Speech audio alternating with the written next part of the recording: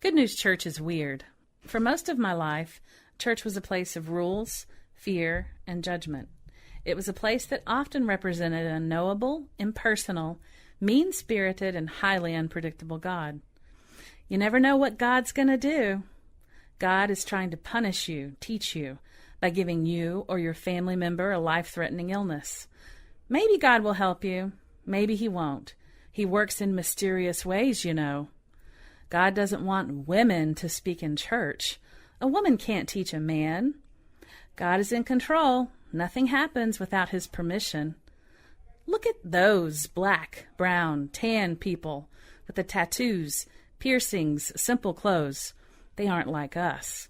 And how about those people with addictions, hurts, needs, brokenness? They're not like us either. They need a lot of work. Maybe God can help them after they get their act together. Such were the phrases that shaped my vision of God, and why I decided that if these things were true, then God wasn't going to be a part of my life.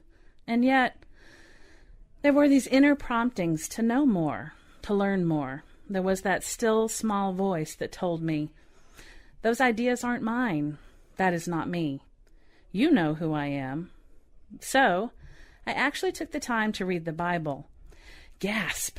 And in it, I discovered a Lord and Savior that my heart recognized.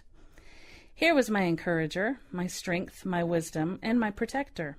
Here was my Father, my Abba, the very one who taught me how to love, how to persevere, how to live with mercy and compassion. The one who showed me that there was enough grace, enough love, enough hope, enough wisdom, and enough forgiveness daily for all of humanity. But where was my Father in the churches I had passed through?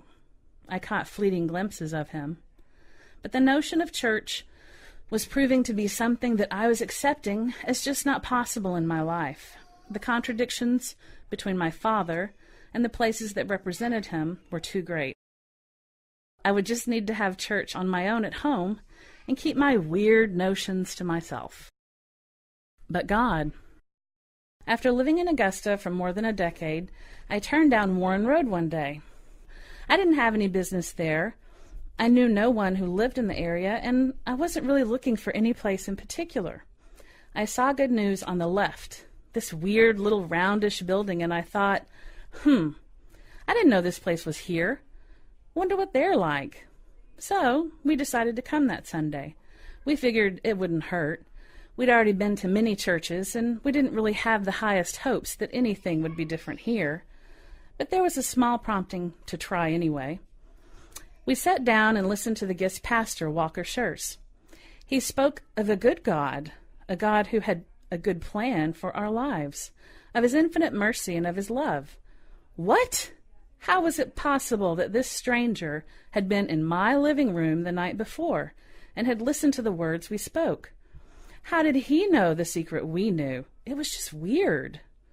We loved it, but we figured it was just a fluke. It was the guest pastor after all.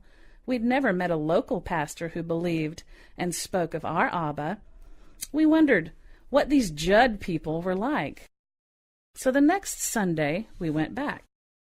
Pastor Susie went to the pulpit and gave the offering message. She began, "Yes, I'm a woman, and I'm speaking in church.